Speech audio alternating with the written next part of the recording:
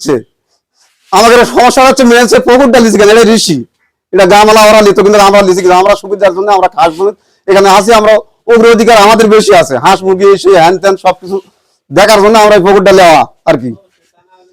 এটা লিখছে যে অভিযোগটা করা আছে এটা প্রাথমিক অবস্থায় এটাই হচ্ছে ভুয়া অভিযোগ। আমরা ইতিপূর্বে দীর্ঘ 6 বছর যাবত এখানে মাদক উৎপন্ন করা হয়, দীর্ঘ 6 বছর যাবত আমরা ইতিপূর্বে 8-10 বার নিষেধ করছি এদেরকে। আমার নানা এই পুকুরটা খেত, আর নানা বলেছে তোমাদের চলাফেরার সমস্যা, জায়গাতে আসো, আসা হাঁস জমি সরকারি জায়গা তোমরা থাকো, থাকলে তোমার হাঁস মুরগি গরু গরু দুটা পালা তোমরা খেতে পারবেন, ওই জায়গা পারবেন না।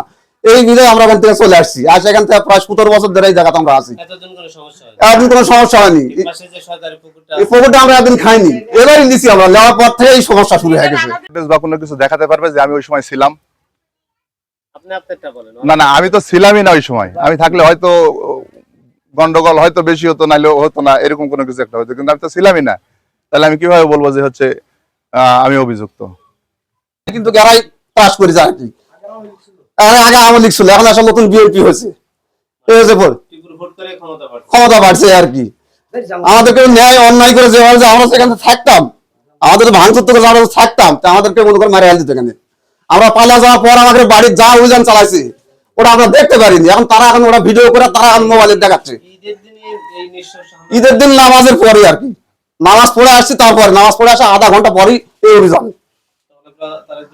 আমরা খাওয়া দাওয়া থেকে রান্না, খাওয়া দাওয়া থেকে কড়া মরে ভাত রান্না সব থেকে আমরা জীবনের ভয়ে পালিয়ে চলে গেছি, আমরা পালিয়ে চলে গেছি।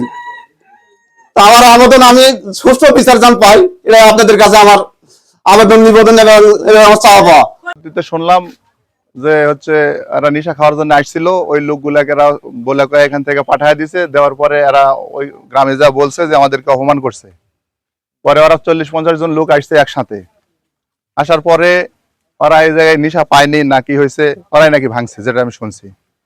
আর যাওয়ার সময় আমার এক ভাই, তসলিম ভাই, ও হচ্ছে 5 ওয়াক্ত নামাজ পড়ে, মাঝে মাঝে মসজিদে আজানও দেয়। ও জমি থেকে উঠে যাওয়ার সময় মানে পর্যাপ্ত পরিমাণ মারছে, সে এখন মেডিকেল ভর্তি। তো এই এদের যে অভিযোগ যে এরা বলতেছে গ্রামের লোকজন ভাঙছে, কিন্তু আমি যেটা শুনছি সেটা এরা বলতেছে না যে এরা ভাঙছে, এরা বলতেছে ওরা এসে ভেঙে গেছে। ওই গ্রাম, অন্য গ্রাম থেকে 40-50 জন লোক আসা মানে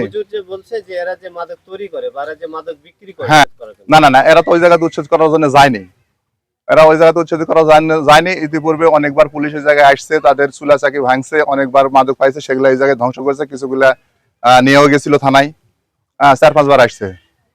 মানে আপনি আরো কিছু জানেন না, আগে তারা আমাদেরকে আহত করছে, আমরা প্রতিরোধ করছি। আপনারা যেটা বলতেছেন এটাতে আপনাদের মিথ্যা অভিযোগ, আপনারা যেটা শুনতেন সেটা, আমরা শুধু প্রতিরোধ করছি। আপনারা বলতেছেন যে ভাঙচুর করছে, আসলে ভাঙচুর আমরা করিনি।